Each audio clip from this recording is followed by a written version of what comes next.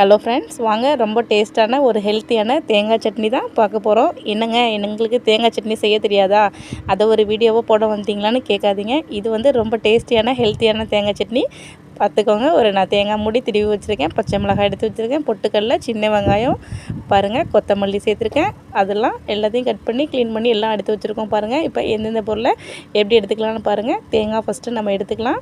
தேங்காய் எடுத்துட்டு பாருங்கள், இந்த தேங்காய் சட்னி கூட நம்ம எதை ஆட் பண்ண போகிறோம், எப்படி அரைக்க போகிறோன்றதான் இதோட டிப்ஸே பாருங்கள். இந்த டிப்ஸை நீங்கள் மிஸ் பண்ணாமல் ஃபுல்லாக பாருங்கள். அப்போ தான் உங்களோட தேங்காய் சட்னி டேஸ்ட்டு வேறு லெவலில் இருக்கும். ஹோட்டலில் உள்ள அதே டேஸ்ட்டு உங்களுக்கும் கிடைக்கும். எல்லோரும் கேட்டு வாங்கி விரும்பி சாப்பிடுவாங்க. தேங்காய் போட்டுக்கலாம், பொட்டுக்கடலை சேர்த்துக்கலாம். இது வந்து முழுசாக உள்ள பொட்டுக்கடலை நான் சேர்த்துருக்கேன். உங்கள்கிட்ட இருக்க பொட்டுக்கடலையே நீங்கள் சேர்த்துக்கோங்க. பச்சை மிளகாய் காரத்துக்கு தகுந்த மாதிரி நீங்கள் போட்டுக்கலாம். நீங்கள் காரம் ரொம்ப பிடிக்கும் அப்படின்னா தாராளமாக ஒரு 3 கூட போட்டுக்கலாம். கொஞ்சமாக இஞ்சி சேர்த்துக்கலாம். பாருங்கள், சின்ன வெங்காயம் ஒரு 10 கிட்ட சேர்த்துக்கலாம். நீங்கள் நிறைய பேருக்கு சட்னி வைக்கிறீங்க அப்படின்னா கொஞ்சம் நீங்கள் அதிகமாகவே சேர்த்துக்கலாம். நான் 4 பேர் 5 பேருக்கு தான் செய்கிறேன். ஸோ இது கரெக்டாக இருக்கும் எங்களுக்கு. பாருங்கள், அது கூடவே நம்ம கொஞ்சமாக கொத்தமல்லி சேர்த்துக்கிறோம். பாருங்கள், கொத்தமல்லி சேர்த்து நம்ம செய்யும்போது ரொம்ப டேஸ்ட்டாக இருக்கும். அந்த சட்னிக்கு தேவையான அளவுக்கு நீங்கள் உப்பு சேர்த்துக்கலாம். அவ்வளோதாங்க.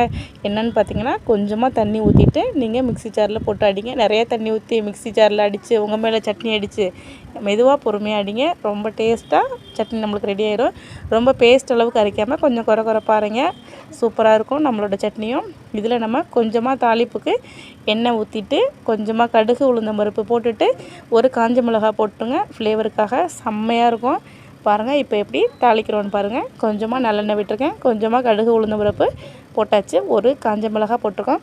ஆல்ரெடி வந்து பச்சை மிளகாய் ரொம்ப காரமான பச்சை மிளகாய். பச்சை மிளகாயில் வந்து சில மிளகாய் வந்து ரொம்ப காரமாக இருக்கும், சிலது வந்து காரமே இருக்காது. ஸோ நீங்கள் பார்த்துட்டு போடுங்க. பார்த்திங்களா, ஒரு காஞ்ச மிளகாய் போட்டு தாளித்ததெல்லாம் ஊற்றியாச்சு. சூப்பராக இருக்குது. ஒரு தோசையை ஊற்றி அதில் சட்னியை ஊற்றி சாப்பிட்டு பார்த்துடலாம். அட்டகாசமான சட்னி ரெடி.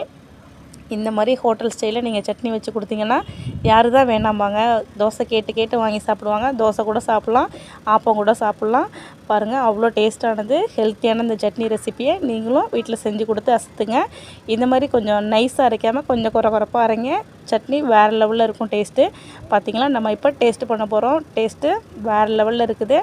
இந்த மாதிரி சட்னியை நீங்களும் ரெடி பண்ணுங்கள். நீங்கள் எப்படி ரெடி பண்ணுவீங்கன்னு கமெண்ட்ஸில் சொல்லுங்கள் பார்க்கலாம். கண்டிப்பாக சப்ஸ்கிரைப் பண்ணிட்டு போங்க, லைக் பண்ணுங்கள். நம்ம இன்னொரு நல்ல வீடியோவில் சந்திக்கலாம். தேங்க்யூ ஃபார் வாட்சிங். இன்றைக்கி நைட்டு டின்னருக்கு தோசை சட்னி ரெடி. தேங்க்யூ.